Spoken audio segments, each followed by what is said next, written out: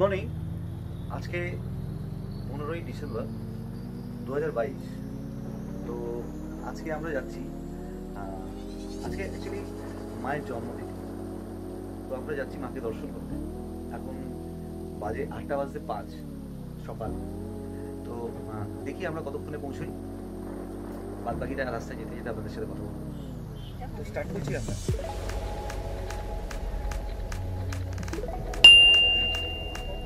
গাড়িটা ময়লা ছিল, যাই হোক। এই হচ্ছে সীমা, এই হচ্ছে রীত, আর আমাদের এই ছোট্ট গাড়ি। তো আগে থেকে গিয়ে তেল নিতে হবে,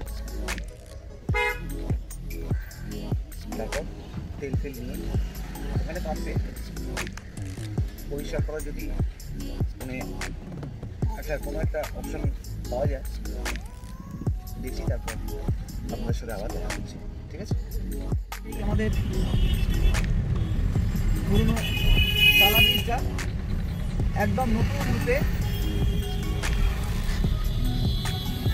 হয়েছে। এখানে সেই বাস স্ট্যান্ড ছিল, সে সব তুলে দিয়েছে।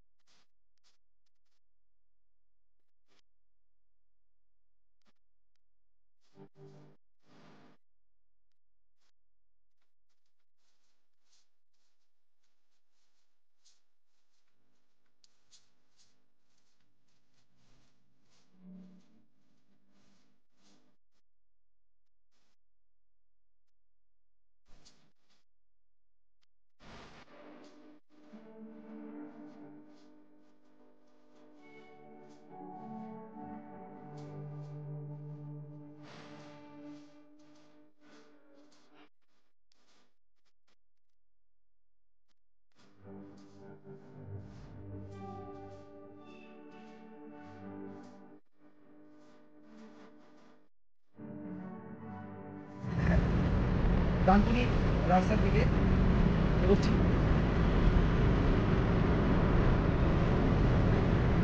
জ্যামটা খুব একটা ছিল না, তবে ডানকুনিতে মনে হয় জ্যামটা পাবো। দেখি যত তাড়াতাড়ি পারি জ্যামটা কাটিয়ে উঠি। এখন তো রাস্তা ফাঁকাই আছে, এখন যতটা পারো বেরোতাম। হ্যাঁ, এখন রাস্তা ফাঁকা। ওই দিল্লি রোডের কানেক্টার অব্দি আগে অব্দি ফাঁকা থাকবে, তারপর ডানকুনি মুখ অব্দি আমরা বাঁদিকে, ডানকুনি থেকে বাঁদিকে চলে যাবো।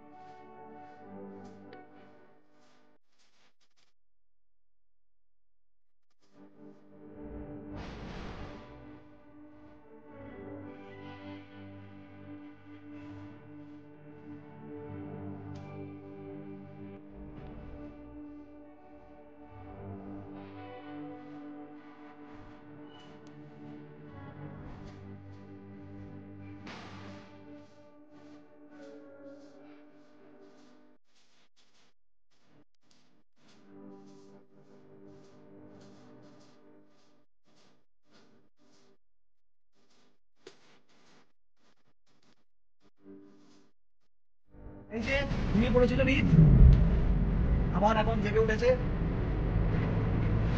হাইওয়ে সিটির মধ্যে যে একটু জ্যাম ছিল, ওই পাঁচটা জ্যাম ছিল না, ওই ওখানটা একটু ন্যারো প্যাসেজ, তো তাই ওখানটা একটু জ্যাম ছিল। যাই হোক, আমরা সিটি পেরিয়ে হাইওয়েতে উঠে পড়েছি, বেঙ্গল টু বেঙ্গল। রাস্তাটা খুব ভালো। নাগপুর থেকে দেখাচ্ছে আরামবাগ 60 কিলোমিটার, তো আমরা এই 7 কিলোমিটার মতন চলে এসেছি। এখন 52-53 কিলোমিটার আরামবাগ।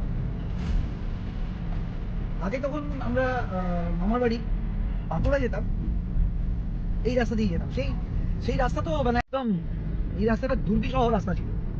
সে মানে বোঝানো যায় না যে এমন বিভৎস। একবার তো ওই 2012-তে আমার দিদা যখন মারা গেল, ওই তখন এই রাস্তা দিয়ে তখন আমার বিয়ে হয়নি। আমি, বাবা, দিদিরা দিদাকে দেখতে যাওয়ার জন্য এই রাস্তা দিয়ে বাঁকুড়া যাচ্ছিলাম। সে বাঁকুড়া তো দূরের কথা, চাপাডাঙ্গা পৌঁছে আমাদের গাড়ি এমন মুখ থুবড়ে অসুস্থ হয়ে গেল, বাঁকুড়ার পৌঁছতেই পারলাম না। যাই হোক, তারপর থেকে এই রাস্তায় আসা বন্ধ করে দিয়েছিলাম। 2000, তারপরে 2020 লকডাউনের আগে, মানে অ্যাকচুয়ালি ওটা ছিল ফেব্রুয়ারি মাস, আমার মামার ছেলের বিয়েতে আমার বাঁকুড়া যাওয়া ছিল। তখন আমি ট্রাই করে দেখলাম যে দেখি না একবার, আমি শুনিনি যে রাস্তাটা ভালো হয়েছে, এটা কেমন হয়েছে, আমি ট্রাই নিলাম যে দেখি। আমার বাঁকুড়া যাওয়া ছিল না, বাঁকুড়ার আগে বিষ্ণুপুরের পর রামসাগর বলে একটা জায়গা আছে, এই রামসাগরে আমার যাওয়া ছিল। মানে প্রোগ্রামটা আর কি রামসাগরে হওয়ার। সেইবার যখন এই রাস্তা দিয়ে গেলাম, মানে দুর্দান্ত রাস্তা, দুর্দান্ত রাস্তা, মানে ভাবা যায় না। বাঁকুড়া যেতে গেলে এর আর দ্বিতীয় কোনো অপশন নেই। আগে ছিল সেই দুর্গাপুর থেকে বাঁকুড়া হয়ে আবার বাঁকুড়া থেকে ব্যাক করে, মানে এই আরামবাগের রাস্তা ধরে প্রপার বাঁকুড়াতে তখন আমার বাড়ি না অন্ধায়, আবার ব্যাক করতে হতো। কিন্তু এই রাস্তাটা দিয়ে গেলে ডাইরেক্ট বিষ্ণুপুর হয়ে বিষ্ণুপুর, রামসাগর, তারপর ওন্দা, একদম আমার বাড়ি ঢুকে যাবে। তো এই রাস্তাটা দারুণ করে, মানে ভাবা যায় না। হ্যাঁ, মাঝে মাঝে ওই চাপাডাঙ্গার মোড়টাতে একটু প্যাচেস আছে, ওই একটা ব্রিজ হচ্ছে, ওখানটাতে একটু ডাইভারশন আছে, প্যাচেস আছে। জানি না আজকে গিয়ে কি দেখবো, কতটা দেখবো, কতটা কি হচ্ছে, কোথায় গিয়েছে। আর খুব ধুলো। আরামবাগ পৌঁছে বোঝা যায় ধুলো ওড়ালে। আপনাদের দেখাবো যে কিরকম কিরকম পরিমাণে ধুলো ওড়ে। মানে এখনো আরামবাগ ঢুকতে গেলে আমাকে কাজ বন্ধ করে এসিটা চালাতে হবে, এত ধুলো। ওখানে ব্রিজের কাজ চলছে বলেই ওইটুকুন জায়গা, ব্যাস বাদ বাকি পুরো রাস্তাটা ভালোই। আমার এখানে একটা বাস স্ট্যান্ড মনে হচ্ছে, না সিগন্যাল।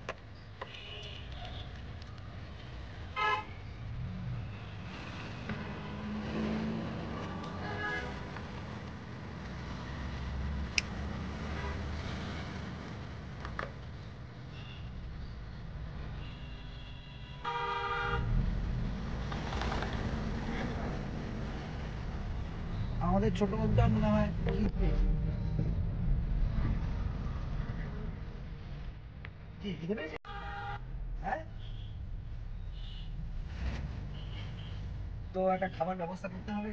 সকালবেলায় অ্যাকচুয়ালি কোনো, আমি সেই কনভেনিস বা মানে একটা পেয়েছিলাম, কিন্তু ওখানে দেখি সব পরিষ্কার করছে, এখন কোনো খাবার দাবার মানে যেগুলো আছে সেগুলো কালকে আমি ভরসা করে দিতে পারি। যাই হোক, দেখি আগে তো কিছু একটা পাবো। এটা একটা মনে হয় ছোট, এটা কোন জায়গা, এটা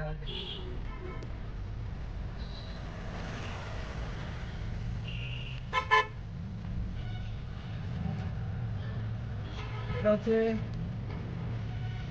মশা গজা।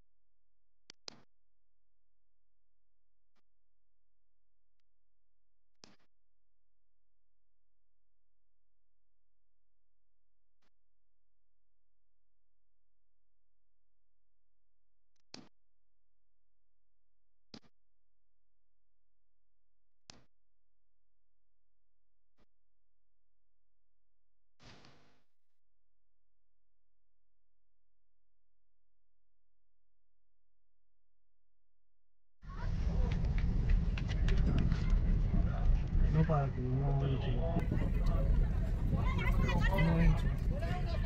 গাড়ি ওইখানে রাখতে হবে। ওই দেখো লাইন।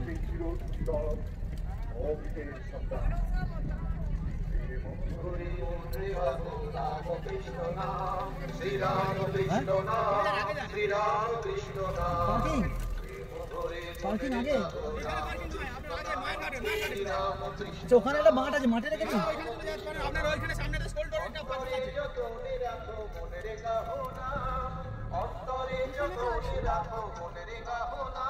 এত গাড়ি রেখেছে।